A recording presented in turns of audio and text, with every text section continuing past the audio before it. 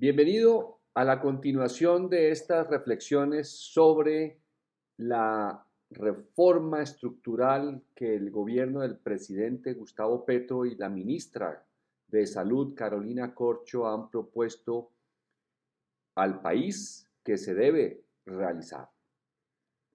Creo que todos estamos de acuerdo, como lo he dicho, en que el sistema de salud necesita una reforma, unos ajustes, una transformación, una sacudida de verdad, puesto que en el diagnóstico que se ha dado hay dos elementos en los cuales yo destaco mucho.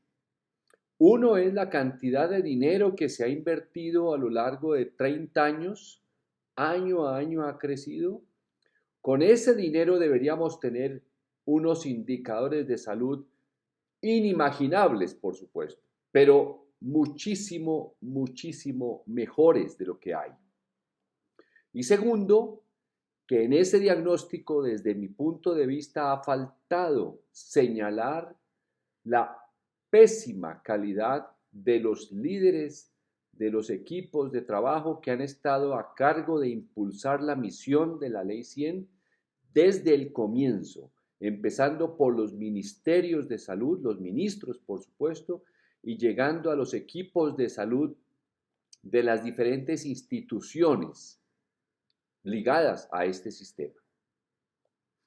En la pasada intervención, que fue ayer, me refería al lanzamiento del programa preventivo y predictivo de salud del gobierno en Aracataca, en Magdalena. Mencioné, hice un pequeño resumen de lo que planteó tanto la ministra como el presidente y al terminar la reflexión me referí a un punto que desde mi concepto también es vital y lo incluye la Ley 100 en sus, como he dicho, en sus documentos técnicos sobre todo, que el gran reto era convertir esos documentos técnicos en una ley, luego en decretos reglamentarios y luego, por supuesto, que las instituciones, a través de sus líderes, los ejecutaran tal como lo ordenaba la ley y como lo ordena cada uno de los decretos, que a su vez es ley. Es decir, no sobra decirlo, es de obligatorio cumplimiento. Terminé mencionando que si un programa masivamente se dirige a través de equipos de salud a las zonas rurales y marginadas desde el punto de vista del cuidado del Estado en las ciudades, esos equipos se dirigen a esos lugares, lo más natural es que encuentren enfermos que no han podido asistir a los centros de salud, no han podido o han perdido el empleo, por ejemplo, entonces pierden el carnet que les da acceso al servicio de salud. Está de todas maneras el régimen subsidiado, pero a veces no pueden ir a los hospitales, hay muchas filas, no los atienden apropiadamente porque sus enfermedades al momento de llegar a urgencias son de una menor complejidad y gravedad del paciente que llega con una herida producto de la violencia tan común que hemos mencionado aquí, ya en una intervención anterior. El problema de la violencia sigue siendo el principal causante de muerte y discapacidad. Entonces, mencionaba yo que esa es una iniciativa de una voluntad política intachable, puesto que fíjese que antes de cumplir 100 días ya están por los caminos de Colombia 1000 equipos de salud y crecerán sin duda visitando hogares en donde van a encontrar enfermos. Pero igualmente he mencionado acá que el objetivo de un sistema de salud No es simplemente curar enfermedades, no importa en el estado en el que se encuentren. Obviamente, obviamente, es mucho mejor que un equipo de salud encuentre a un paciente con una faringoamigdalitis, una gripa severa, en su casa, a que después de 2 semanas llegue con una bronquitis o una neumonía o en muy mal estado general el paciente, 2 semanas después llegue a urgencias. Eso es evidentemente preferible encontrarlo en una etapa inicial, encontrar hipertensos, encontrar personas diabéticas, bien sea diagnosticadas y no controladas, o por diagnosticar. Esto es incuestionable. Desde cualquier ángulo que usted lo mire, es importantísimo ese trabajo de los 1.000 equipos y de los 20.000 que van a llegar a ser. Pero aún así es la mitad de la tarea. Porque le sugiero que se imagine usted muchas de esas visitas. Imagíneselas que llegan a casas rurales o a casas de barrios económicamente deprimidos en las ciudades, en donde el mismo equipo de salud, con el médico, el odontólogo, la enfermera, los que lo integren, pueden diagnosticar pronto y curar pronto esa enfermedad. Pero la salud es inestable, completamente frágil. Si la persona no se conecta inmediatamente con un quehacer productivo. Yo creo que usted, independientemente de la edad que tenga, habrá escuchado que una de las etapas de la vida más desafiantes es la jubilación. A veces muy esperada, pero cuando las personas dejan de estar activas, se enferman. Eso es común. Luego, no se completa, no se completa este programa preventivo y predictivo si, nuevamente apelo a su imaginación, si detrás de esos equipos de salud, imagínese, van unos equipos de educación. Pero no estoy refiriéndome a que vayan con la educación del currículum escolar o universitario. No me estoy refiriendo a que vayan con unos profesores, ni siquiera. No me estoy refiriendo a que vayan repartiendo libros. Me estoy refiriendo a que ese equipo de educación, así como el equipo de salud,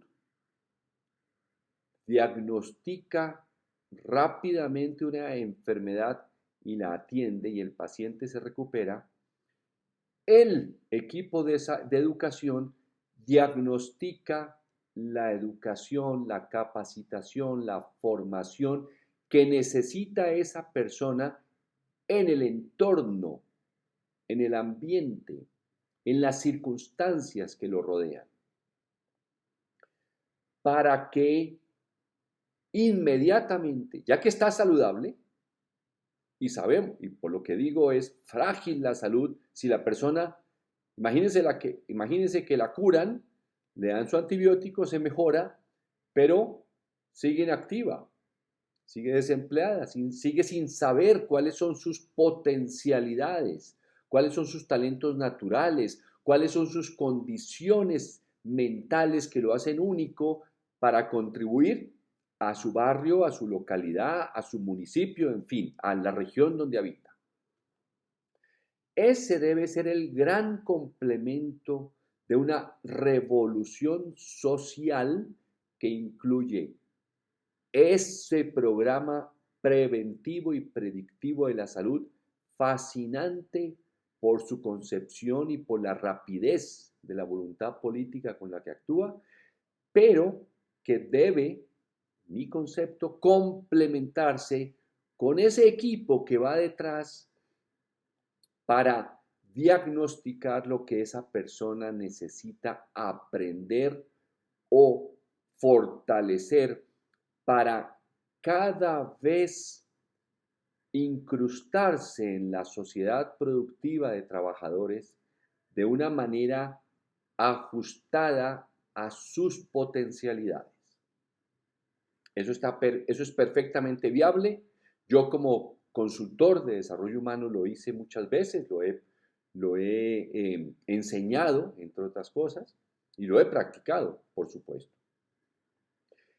Ese binomio, llamémoslo así, salud, educación, es exactamente lo que necesita esta revolución, esta transformación social, aprovechando además que anoche, en la noche, se aprobó la reforma tributaria que va a inyectar o que va a llevar a las cuentas del Estado cerca de 20 billones de pesos y que este gobierno está decidido a invertirlos.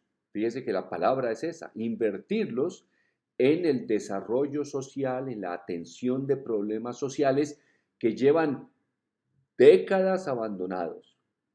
Yo diría que se acercará al siglo, porque no había habido voluntad política, no había habido líderes que de verdad invirtieran su tiempo en atender esas necesidades. La prueba es que el Instituto de los Seguros Sociales, que nació en el 46 y terminó en el 93, y ahí empezó la Ley 100, son casi 50, 70 años, pongamos un poco más de 70 años, en los que las leyes estaban escritas, pero no se cumplieron. Culpables, habría que ir mirando uno por uno los presidentes, los ministros, y ahí están. Bueno, importantísimo punto este. Es un comentario que hago de una manera muy reflexionada, muy propia de quien, siendo estudiante de medicina, se sintió atraído por la salud pública. Estudié políticas de salud y administración dentro de una escuela de salud pública en Estados Unidos, en la Universidad de Yale, y que después de tantas reflexiones y haber escrito incluso sobre estos temas, concluyo que la prevención y la promoción son dos temas muy distintos por un lado, pero que por el otro lado, si no se les pega, si no se les adosa, si no se les junta de una manera casi que no se vean la diferencia entre ellos, las políticas de educación y las políticas de salud, que no haya diferencia entre ellas, no se logra una sociedad saludable, porque la sociedad constituida, formada, integrada por ciudadanos que tienen una salud frágil, como lo he dicho, pero que en la medida en que son productivos y cada vez aprenden más a contribuir desde su naturaleza mental singular, desde sus talentos, esa salud se protege.